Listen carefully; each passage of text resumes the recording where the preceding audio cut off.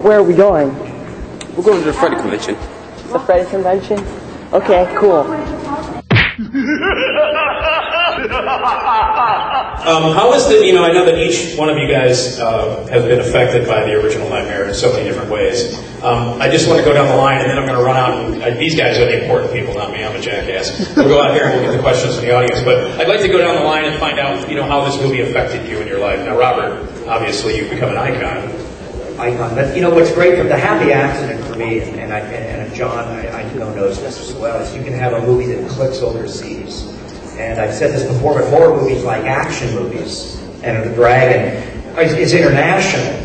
And so it gives you an overseas audience. So I was also doing a science fiction television show simultaneously when Nightmare on Elm Street originally opened. So I kind of had this just happy accident to my career where I had a science fiction and a horror genre hit at the same time, which were both internationally successful. So what it did for me, what Freddy did for me, is open the doors to working in Europe and being accepted over there.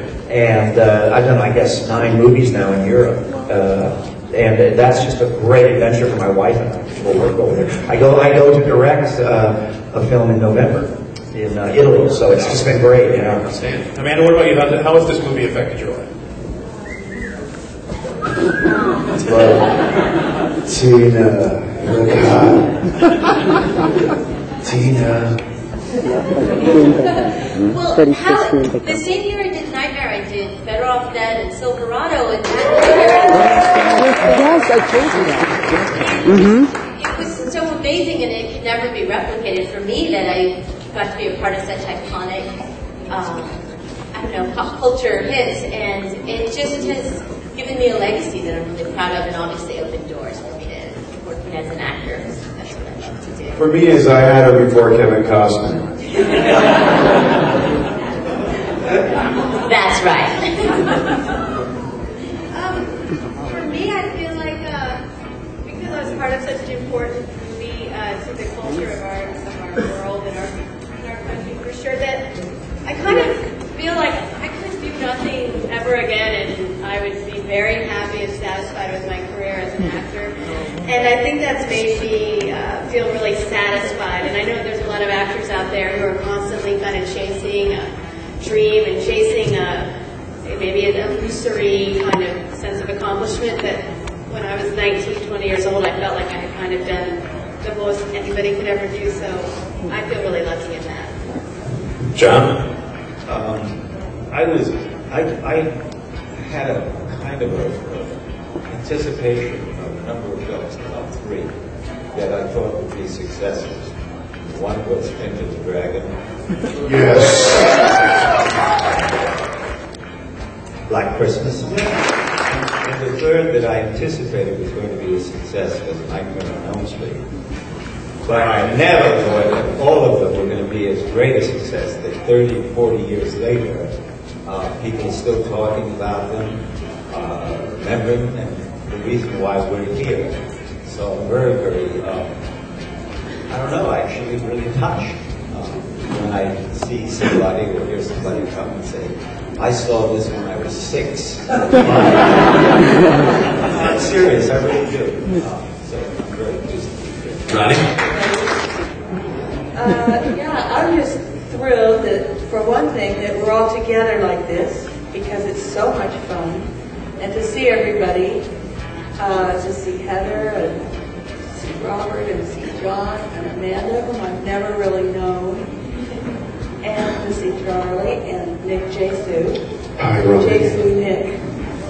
And, to think that, like John said, he thought it would be a hit. I remember taking my mother to Palm Springs because I had never done a movie like this. But I gave her the script to read, and I said, Mom, I'm going to do this movie because I think it's going to be a hit. And so she remembers that, and she reminds me of that. And it's not that common that we actually read a script where we say if we think it's going to be a hit, and then we get offered it. So, I was very, very pleased when I was offered it, and I was glad to do it, and it was an honor to work with all these fine actors. How about Heather on her first performance? How about that?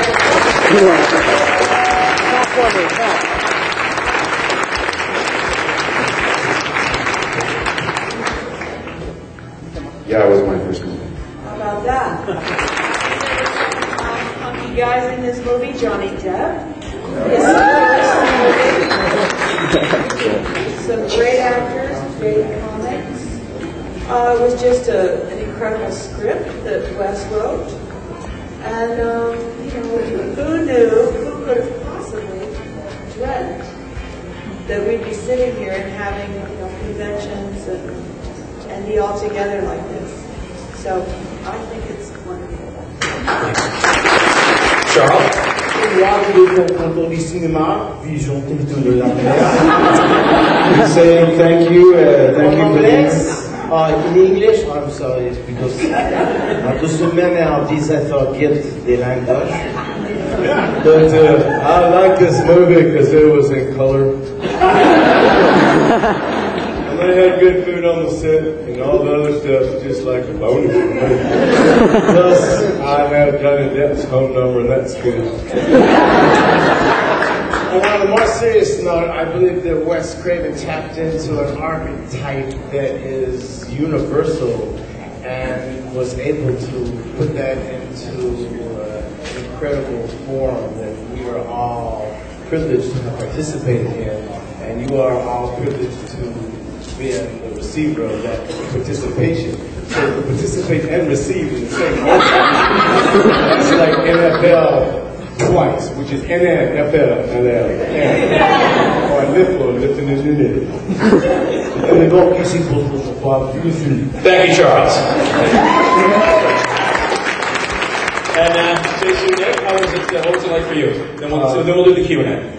I was very happy. I'm completely shocked and overwhelmed. I've never done one of these, and I had no idea how many people really. I am touched also by John. There's definitely, it grounded me too. I didn't have no idea how many people really loved it. I knew only by my residuals. That's called royalties. I'm sitting at home in Brentwood receiving Nightmare on Elm Street 1 and 7. And that's all I cared about. And coming here, I really do appreciate, though I did meet a lot of people. I'm really thankful that a lot of you guys came. I know you came from other states and countries. So I know there's a guy that flew in from London. Where are you? That dude's awesome. Real quick, and I know Johnny would be sitting here somewhere, and I love Johnny, we all do, so I really think that I wanted the flashback. This movie, being here has been a flashback for me. I do recall Heather, me, and Amanda, and Johnny going over to his house to watch The Hills Have Eyes, and all of Wes's old movies, and we were like starting actors back then, and going, we're gonna make this movie like acting movie. This movie not like Friday the 13th bad acting. We're gonna fucking do it great.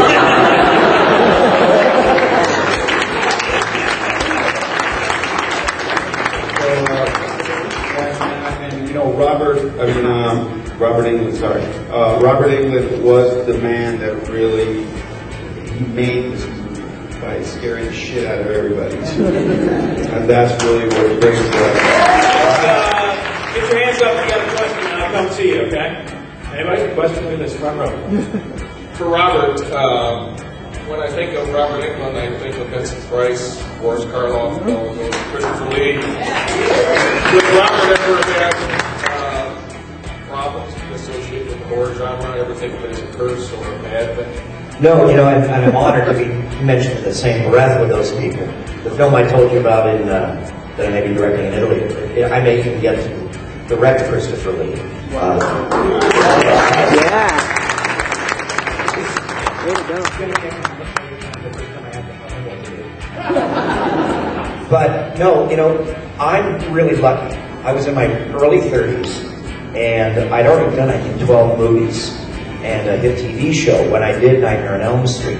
So everybody in Hollywood knew who I was. I was always going up for parts, and I sort of was part of that 70s renaissance. I worked for Bob Rakelson, buy these pieces. I worked for Robert Aldrich, you know, to kill him, Robert Aldrich, whatever happened to Baby Jane, Robert Mulligan, To Kill a Mockingbird. I worked with some extraordinary directors early on, Daniel Petrie, Raising the Sun, and I was part of that scene a little bit. And then I did this movie, and it changed, and it actually, I was kind of a snob, you know, before I did Nightmare on Elm Street. Not necessarily a cinema snob, but coming from the theater. And I mean, there was a time when I wasn't going to do television and all of that. And by meeting the fans and by seeing and tasting the influence of popular culture and the legitimate love that you get back, the feedback you get from the fans, it really did sort of change me. And I was just fortunate that I was already established in Hollywood. Had I had it in my early 20s and done Freddie, I might have a different answer for you right now. But having it come when I did after I was already established out there, it was actually a blessing. Like I said earlier, in fact, for me, an international kind of blessing. Here's the next question. I'm a huge Nightmare on Elm Street fan, but I guess what originally brought me to the movie was being a fan of John Saxon. This opportunity to ask you to share with us his memories of working with Mario Bava and Dario Argento. Ready? I'll be brief about working with Mario Bava. My contract with Universal was 7.5 years and ended in 61. It was the first time that I'd been in Hollywood, been loaned out, the studio made money on me, but I was now starting to get some pressure, I'd say, and nervous. I got a call one morning from an actress. Said, John, how would you like to make an art film in Italy? This is an pattern Europe. I said, it's just that I was in. And so I got the script. So we had a brief discussion, she and I, about, she said, but it's an art film and there's not a lot of money in it. So 50% is for me and 50% for you. I said, well, you know, she said, what was it? Oh, so I wound up getting, I think, 55% of the catch me thing. When I arrived in Italy, began working, Bava is a man, or was a man, was very suspicious, or superstitious is what I really mean. He really believed that you didn't do this, you didn't walk under ladders or things like that, you know. And he was pleasant with me one day, and then the next, he would say things in Italian which I understood. Look at this guy, who does he think he is? This one time. What's going on here with this guy? At the end of the film, I discovered that the girl who had got me this part hadn't really got me the part, I got her the part. She went, and what the story was that the producers were told that if I hired her, I would come, if they hired her, I would come along. And then I began to pick up the backstory, that Mario Bava had a crush on her, and he thought that I was the guy in between him. And so all ended well. First, John Saxon. Hey, John, welcome to Chicago. Yeah, John, I was curious, what do you remember most about your recollection of your Nightcrawler from outer space? I know that one British film historian said it was one of the best science fiction or horror movies ever made, but it never got the recognition it deserved. What was your recollection of doing that movie? I tried to sound a little British, and I think I managed sometime later. I saw the film, that it was something that sounded okay. You know, it was a theme in that time when everybody was afraid of nuclear annihilation. You know, the story being that people from outer space were going to try to recover the world, or recover our sanity and stuff like that. So I thought it was pretty good. I had a good time. Many times there's these added advantages of when you go abroad, like Robin said. I went to the theater every night I could. I went to see every play at the National Theater. I met the actors there. I was becoming, I don't know, an Anglophile practically for a little while. And then again, this the same development that I see on one day on Amazon or eBay or something, that it's a cult film that has great following, which was surprising. That's about as much I can say about it. Here's the next one. Thank you. Actually, the question is kind of just for Robert over there. But first off, you guys all made one hell of a great horror film.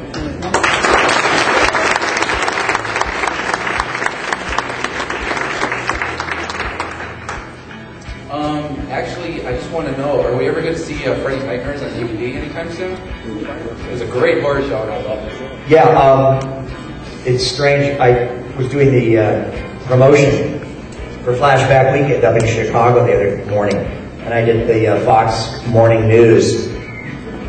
And the weather girl on Fox Morning News was like the original ingenue victim in the Tobe Hooper pilot for Freddy's Nightmares. Small world, huh? So we did the the green screen weather. Here comes that high pressure center shtick, with her. But yeah, I think it's out in Europe. It had much more respect in Europe, the series, and I believe there is a DVD that you could have change the format of it. But there's a DVD out in Europe of Freddy's Nightmares. First of all, Ronnie, this is for you. I just wanted to tell you that you are so hot in Nightmare on Elm Street. You have inspired many dreams of my own. I'm going to disinfect this microphone.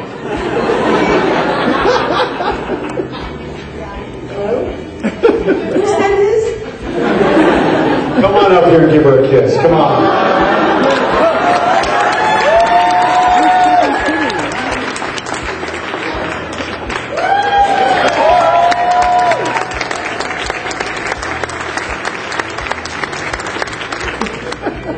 First off, like I said again, just being in a room with someone like John Saxon is an honor. It's just a Hollywood honor. Some of the witnesses, Heather, Robert, the movie where you guys actually played yourselves and then played the characters, and also if you could comment on how you felt that film, and Robert, if you can comment on Jason versus Freddy, were you happy with the way that turned out, and just your two takes on those two movies? Thank you. Well, Heather should go first, because I think Heather really was the origins for Wes Craven's New Nightmare.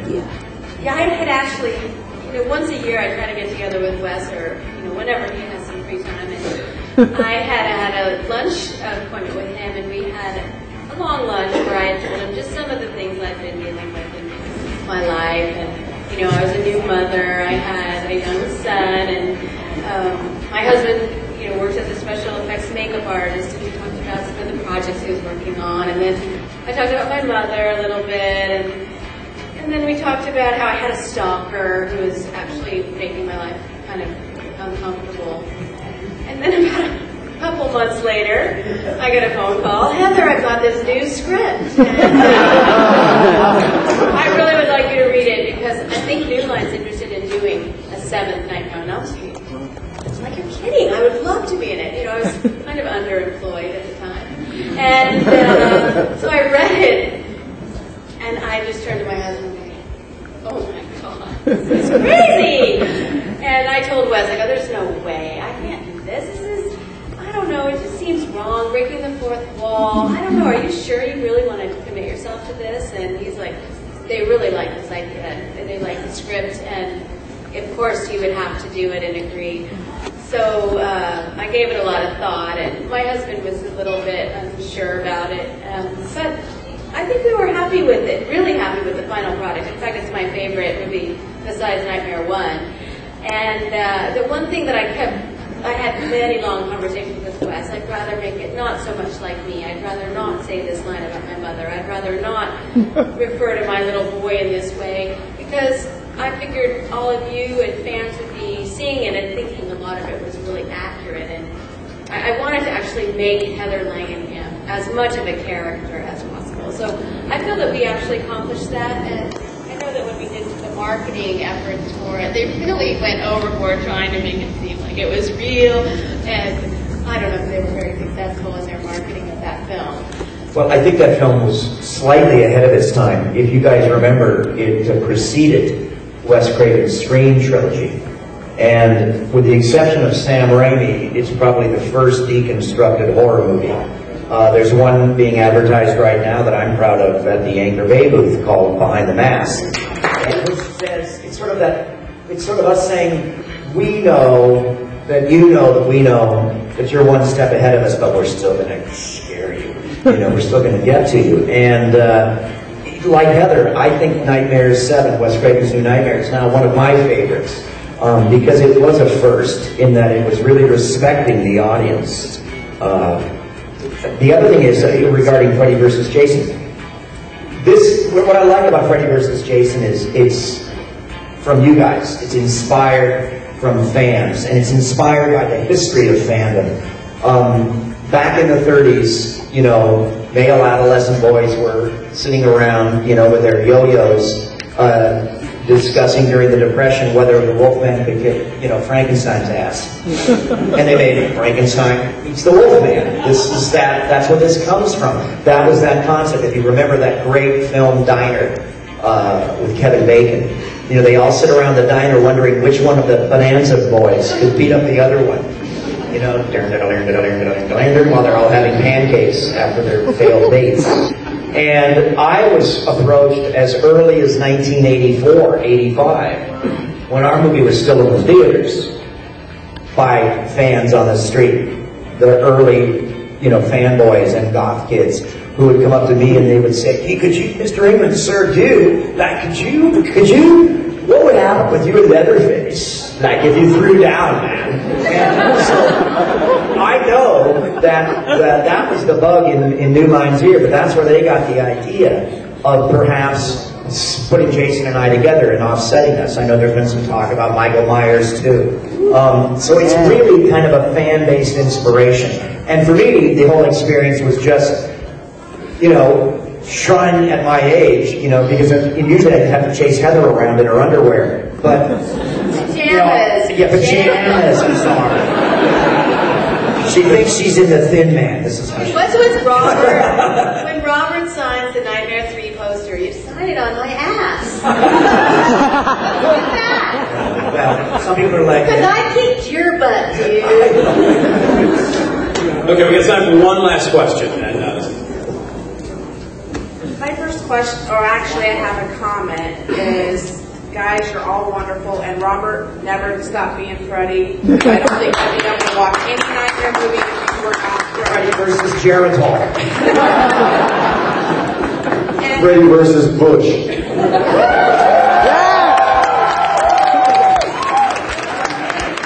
I don't want to get on it. No, I see the poster right now. Axe Bush's brain. My question is, what happened with the series that was supposed to be on CBS with you acting out real nightmares? Oh, my reality show. Actually, I shot a lot of that in Chicago. One of the problems was they didn't vet some of the people properly. We had to do a psychological vet on some of the people. And so some of our best pilot shows, we couldn't get past legal at CBS. So that was one of the problems. The other problem was, as you know, with network television, as opposed to cable, they want to repeat something that's familiar that they know. So the problem was that instead of letting it really get dark and psychological, they opted to make it more like Fear Factor. So, but we've all seen the snakes and the bugs and the grubs, and we've all seen that stuff, you know, Nightmare, but I'm afraid of snakes, I'm afraid of spiders. But yet we had these brilliant episodes with a girl locked in a house, and we had like these Cirque du Soleil, Jim Rose, Pierce, vaudeville guys all done up as psychotic clowns, hidden in the medicine cabinets, hidden in the tubs. And this girl had a fear of clowns, I gotta tell you. That show rocked my world. You know? But they didn't get it. You know, the network just didn't get that was the right way to go. They kept making us more and more Fear Factor. So it shall never see the light of day. Well, a year of my life. this has been way too short. We're out of time. Let's give it up for the cast.